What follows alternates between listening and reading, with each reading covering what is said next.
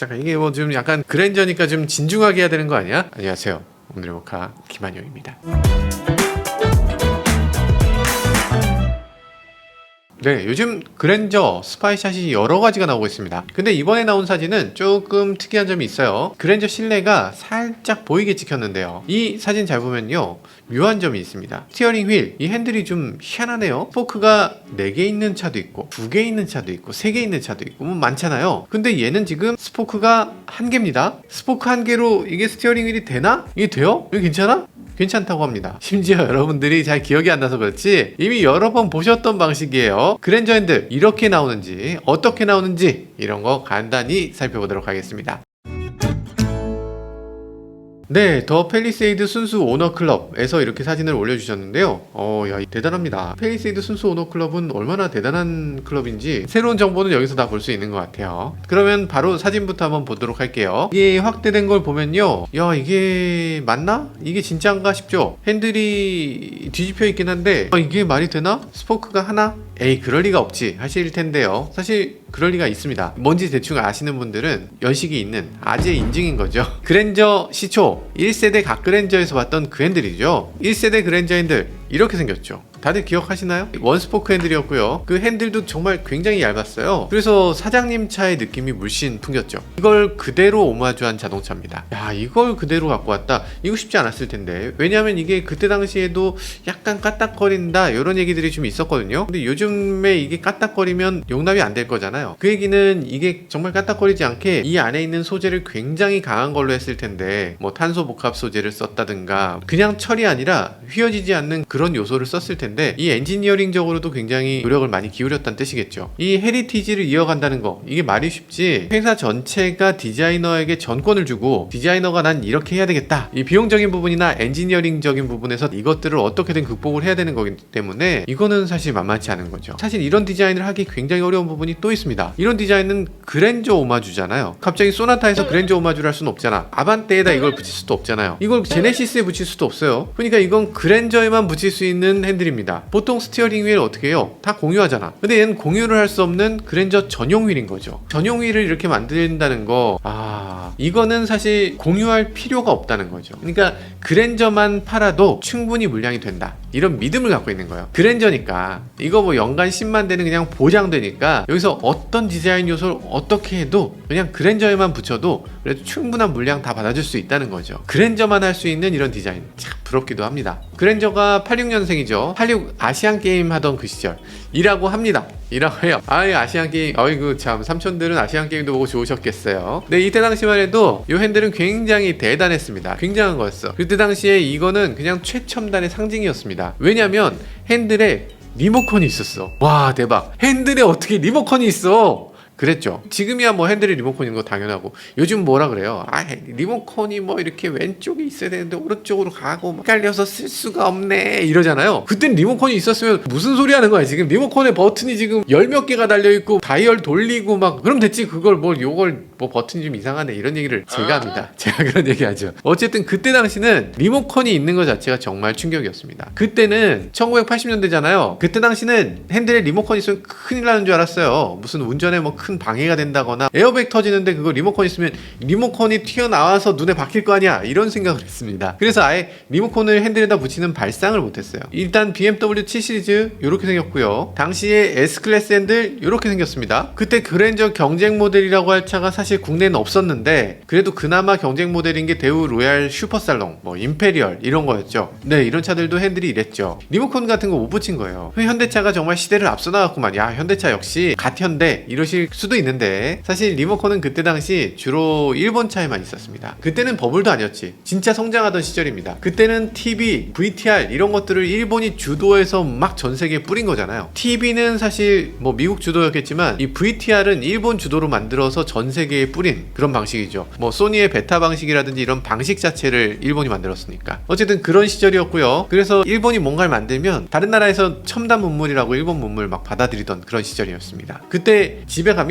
테이블에 리모컨이 몇 개 있는가가 부의 상징이었어. 리모컨이 또 되게 길었어요. 그래갖고 리모컨이 이만큼 버튼이 한 100몇 개가 들어있어. 그랬던 시절이었습니다. 그런 시절이었는데 그러다 보니까 리모컨에 좀 중독된 거지. 아니 다 리모컨으로 하는데 도대체 차에는 왜 리모컨을 못 붙이냐? 그러면서 리모컨을 차에 붙이기 시작했습니다. 유럽에서는 그래서 차에 무슨 리모컨을 붙이냐 이러면서 손가락질을 막 했고, 그러다 보니까 이때 토요타, 혼다, 닛산, 미쓰비시 이런 차들의 고급 차들은 다 핸들 리모컨이 붙었고요. 유럽 차에는 어디에도 안 붙었죠. 뭐 미국의 포드 정도 이렇게 리모컨을 도입하기도 했고요.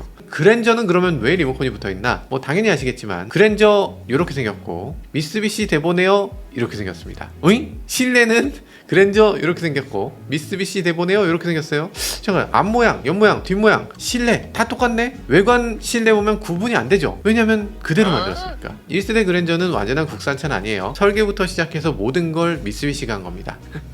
지금 생각하니까 되게 웃기네. 그때 당시 미쓰비시는 우리가 감히 상상할 수 없는 존재였어요. 우리가 어떻게 미쓰비시를 능가해? 현대가 고급차를 어떻게 만들어? 대일본의 대미쓰비시의 그 엄청난 첨단 테크놀로지를 받아서 우리가 간신히 그대로 만드는 거지. 그래도 데보네어만큼 좋진 않을 거야. 뭐 이런 식의 생각들을 우린 갖고 있었죠. 지금은 미쓰비시?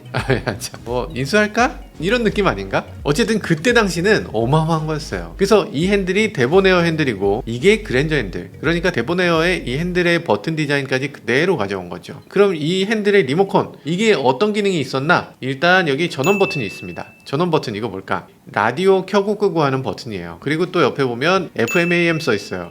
FM, AM을 전환하는 버튼이 있는 거지. 볼륨 조절할 수 있고요. 그리고 여기 보면 시크 버튼이 있는데 이 시크 버튼은 사실 제가 잘 기억이 안 나요. 아무튼 입만 벌리면 거짓말이 자동으로 나. 시크가 찾는 거잖아요. 그러니까 결국에는 주파수를 찾는, 다음 주파수로 넘어가는 기능이거든요. 근데 그 기능도 있는데 또 하나의 기능이 있습니다. 여러분들은 모르실 수 있어요. 이거 모르실 수 있는데 시크를 누르면 무슨 일이 벌어지느냐? 테이프를 이렇게 후루루루루루 돌립니다. 후루루루루 돌리다가 테이프가 한 곡이 끝나면 그 다음까지 곡의 텀이 있어요. 테이프를 안 들어보시는 분들은 모를 거야. 노래가 끝나고 아이유 오빠가 좋은 걸 하고 아이쿠 하고 하나 둘 하고 이제 그리고 딱 끝났으면 그 다음에 공백이 있을 거잖아. 다음 곡 나올 때까지 따라다라단 따라다 이거 나오기 전에 이만큼 쉰단 말이야. 한 5초쯤 쉬어요. 그 공백을 찾는 기능입니다. 그래서 다음 곡으로 넘어가려면 그 공백을 찾기 위해서 그걸 찾는 기능이라고 해서 시크라고 해요. 아는 게 부끄러울 때가 있네. 아무튼 그렇습니다. 이때 당시 CD 플레이어가 없잖아. CD 플레이어가 없으니까 럭셔리한 회장님이 딱 타시는데 회장님한테 카세트 테이프 준비했습니다 이러면서 차가닥 이렇게 넣어주는 거지. 다음 곡으로 넘겨 그러면 시크 버튼 딱 하면 그리고 여기 보면 크루즈 컨트롤도 탑재되어 있었습니다. 이 크루즈 컨트롤 버튼을 딱 누르면 지금처럼 어댑티브 크루즈 이런 거 안 되고요. 시속 100km로 딱 세팅해 놓으면 100km로 계속 가는 거죠. 그러니까 100km로 가다가 앞에 차 나타나면 감속을 제대로 해주냐면 그거 아니고 그냥 갖다 박아요. 그러니까 그런 기능은 없고 가속 페달을 안 밟아도 계속 가속해 주는 거. 그게 이제 들어있는 겁니다. 야, 이게 진짜 고급의 끝판왕. 진짜 실내의 시트도 선택할 수 있었지만 가죽 시트도 있고 직물 시트가 아니라 약간 벨벳 시트 같은 게 있었어. 딱 시트에 앉으면 그 감촉이 진짜 어마어마합니다. 그래서 그때 당시 그랜저 타면 야, 성공한겨? 이런 얘기가 나오는 거죠. 요즘 들어서 그랜저를 탔을 때 뭐 성공라고 하기는 좀 아무튼 그때 이 핸들 디자인 어마어마했던 그랜저의 그 핸들 디자인을 오마주한 거죠. 그래서 이번에 7세대 그랜저에 다시 적용시키게 된 겁니다. 오마주는 계속됩니다. 7세대 그랜저의 정말 많은 부분이 기존 그랜저에서 많이 차용해왔죠. 이 외관에서 봤을 때 오페라 윈도우 이거 그대로 사용하고 있고요. 그리고 트렁크 요 각진 부분 요것도 그대로 사용하고 있습니다.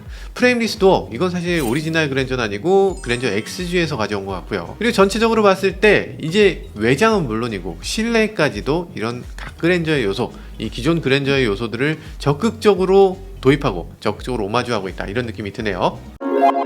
자, 그래서 신형 그랜저 스티어링 휠 어떻게 생겼나 이거 조금만 더 볼까요? 일단 1세대 그랜저 핸들 보면요, 완전한 원스포크 핸들이었죠. 이렇게 버튼을 아래쪽으로 이렇게 놨어요. 버튼이 위쪽에 있는 건 상상을 못했죠. 근데 에어백이 여기서 터져 나오는데, 이만한 에어백이 터져 나오는데 여기 리모컨 부품을 위에다 붙인다. 그렇게 되면 그 부품이 같이 딸려 나올 수가 있잖아요. 그때 당시는 기술력이 그다지 뛰어나지 않았기 때문에 생산 편차가 지금보다 훨씬 컸어요.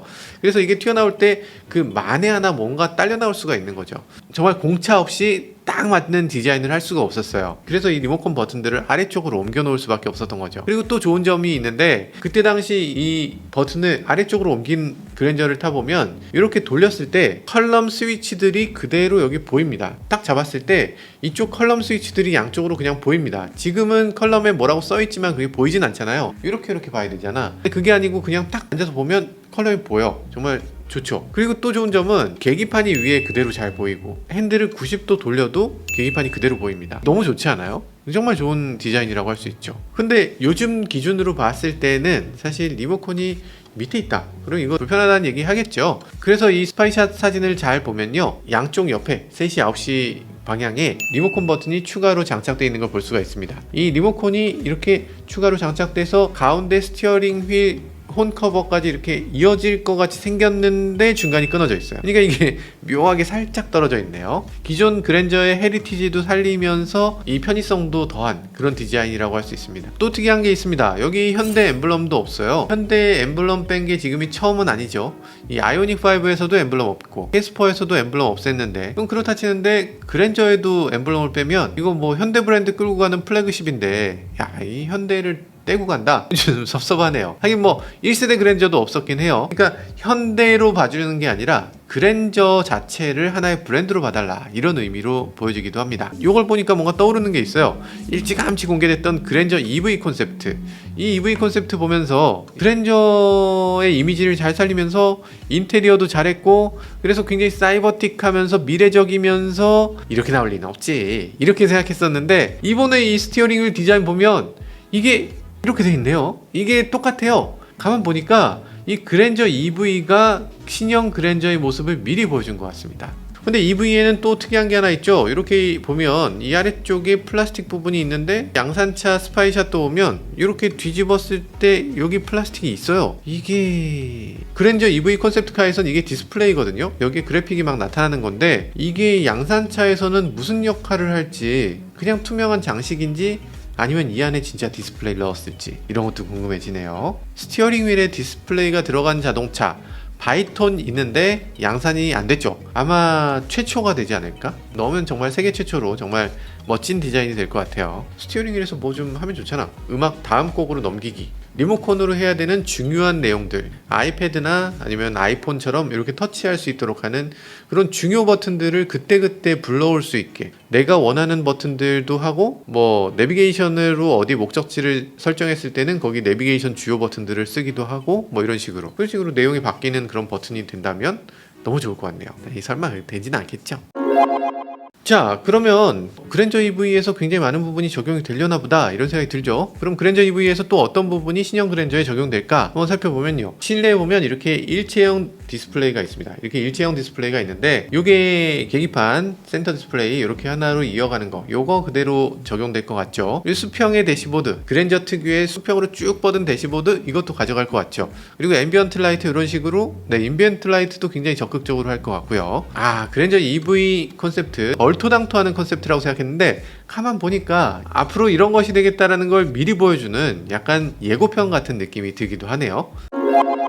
네, 그리고 여기서 굉장히 주목할 만한 점이 있습니다. 그랜저 스파이샷을 보면 여기 핸들 아래쪽에 뭐가 반짝거리는 게 있어요. 이거에 대해서는 아무도 얘기를 안 하시는 것 같던데, 이 반짝거리는 게 뭘까? 이거 제가 봤을 때는 아이오닉 5에서 보면 이렇게 컬럼 시프트 이렇게 돌려서 시프팅을 하잖아요. 전진, 후진, 뭐 중립 이런 식으로 하잖아요. 드디어 현대가 버튼식 기어 시프터를 버리고 아이오닉 5에 있는 것처럼 컬럼식 기어 시프터를 사용하기 시작한 것 같습니다. 훌륭합니다. 잘하셨습니다. 야, 드디어 현대에서 버튼식 기어 시프터 사라지는군요. 컬럼식으로 가는 게 확실한 것 같습니다. 근데 이 컬럼식으로 가는 것 같은데, 이게 어떤 방식이 되는지는 잘 모르겠어요. 이걸 이렇게 돌릴 건지 위아래로 까딱까딱 할 건지. 아이오닉 5는 이렇게 돌리는 방식인데 이게 그렇게 편하게 느껴지진 않거든요. 물론 오해 가능성은 별로 없어요. 오해 가능성은 버튼식보다 훨씬 적어서 불만은 없는데, 그래도 요거보다는 그냥 벤츠나 테슬라처럼 이렇게 그냥 막대기를 까딱까딱 하는 게 훨씬 더 편하거든요. 까딱까딱으로 만들어주시면 안 되나? 그렇게 좀 만들어주셨으면 참 좋겠습니다. 일단 뭐가 됐든 버튼식만 아니면 돼. 컬럼식으로 온 게 너무나 감사합니다. 그냥 이것만 해주셔도 저는 아주 만족할 수 있어요. 네, 지금까지 새롭게 나올 그랜저의 실내 스파이샷을 살짝 살펴봤는데요. 디자이너가 참신한 디자인을 하면서 가장 꺼려지는 게 뭘까요?